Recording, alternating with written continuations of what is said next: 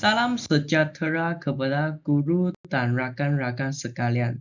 Nama saya Lim Zisen dari Satu Chama. Hari ini saya ingin berkongsi tentang salah satu bentuk muka bumi penting di Malaysia, yaitu tanah tinggi.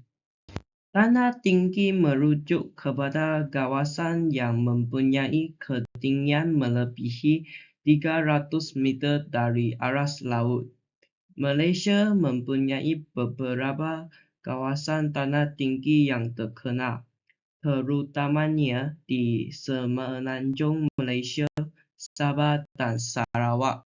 Antara contoh tanah tinggi di Semenanjung Malaysia ialah Cameron Highland di Pahang ialah kawasan pelancongan dan pertanian utama, terkenal dengan ladang stroberi dan sayur-sayuran.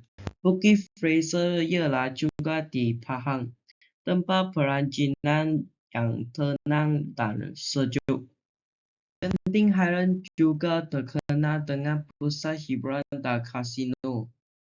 Malaysia Timur, yaitu di Sabah dan Sarawak, antara kawasan tanah tinggi yang penting termasuk Kundasan dan Ranau di Sabah ialah terletak berhampiran Gunung Kinabalu dan popular dengan pemandangan gunung yang cantik serta pasar sayur-sayuran. Tanah tinggi Bario dan Bak Kelalan di Sarawak ialah kawasan penduduk orang Ulu yang terkenal dengan pengeluaran padi bukit dan budaya unik. Apakah kegunaan dan kepentingan tanah tinggi kepada negara kita? Pertama, pertanian. Suhu yang lebih sejuk di tanah tinggi sangat sesuai untuk menanam sayur-sayuran, buah-buahan dan bunga. Banyak hasil tanaman dari Cameron Highlands dibekalkan ke seluruh negara. Kedua, pelancongan. Ramai pelancong tempatan dan asing suka datang ke tanah tinggi untuk menikmati cuaca sejuk, pemandangan indah, dan aktiviti santai. Ini membantu menjana pendapatan kepada penduduk setempat. Ketiga, kawasan tahan hujan. Tanah tinggi berfungsi sebagai kawasan utama yang menyimpan dan membekalkan air ke kawasan rendah.